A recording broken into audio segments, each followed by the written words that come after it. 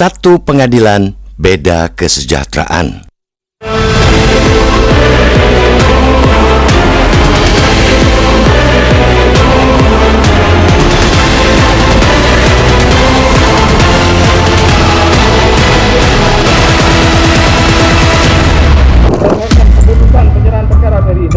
Hakim karir dan hakim ad hoc secara esensial memiliki beban dan tanggung jawab yang sama.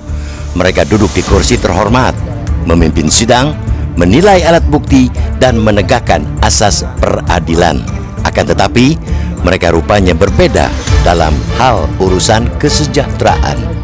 Dalam acara pengukuhan Hakim Mahkamah Agung 2025 di Jakarta, 12 Juni silam, Presiden Prabowo Subianto mengumumkan kebijakan ambisius dengan menaikkan upah para hakim hingga mencapai 280%.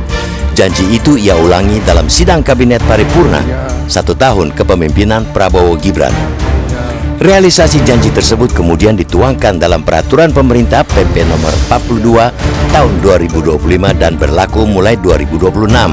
Tunjangan hakim naik dengan besaran yang bervariasi sesuai dengan tingkatan mulai dari 46,7 juta rupiah per bulan hingga 110,5 juta per bulan.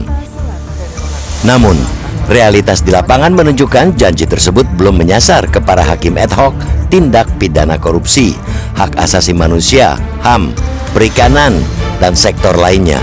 Wakil Tuhan di muka bumi yang satu ini rupanya tidak menikmati apa yang rekan sejawat mereka rasakan. Di Pengadilan Negeri Samarinda, Mahpudin, seorang hakim ad hoc tipikor, sampai walk out dari ruang sidang. Langkah itu diklaim bukan bentuk ingkar terhadap hukum, melainkan seruan sunyi tentang ketidakadilan dalam urusan kesejahteraan. Publik tentu sulit untuk membenarkan tindakan Mahpudin.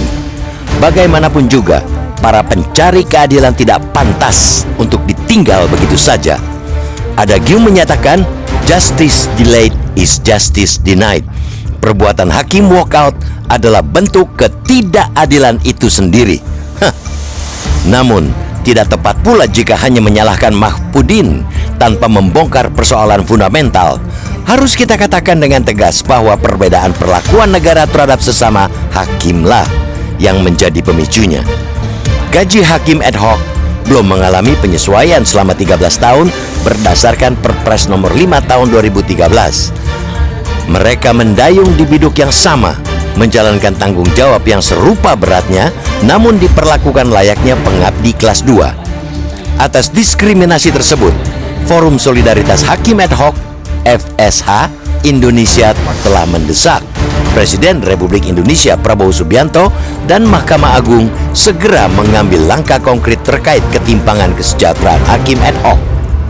Melalui surat resmi tertanggal 5 Januari 2026, FSH Indonesia mendesak pemerintah agar tidak lagi menunda perubahan Perpres nomor 5 tahun 2013. Bagi mereka, pembenahan tunjangan hakim ad hoc adalah harga mati yang harus segera dipenuhi demi keadilan profesi.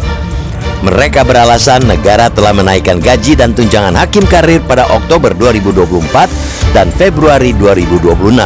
Akan tetapi, hakim ad hoc justru ditinggalkan tanpa penyesuaian apapun, padahal kedudukan hakim mereka tidak dapat dipisahkan dari fungsi kekuasaan kehakiman. Sebagai wujud solidaritas, sejumlah hakim ad hoc di Pengadilan Negeri PN Banda Aceh menyatakan ikut serta dalam seruan aksi nasional mogok kerja yang dicanangkan oleh FSH Indonesia. Keprihatinan serupa juga disuarakan para hakim ad hoc di Pengadilan Negeri Medan. Di tengah bara protes yang menyala, istana mencoba mendinginkan suasana dengan menjanjikan perbaikan kesejahteraan bagi hakim ad hoc. Mensesnek Prasetyo Hadi menyatakan pemerintah sedang menghitung secara khusus detail kenaikan tersebut agar setara dengan hakim karir.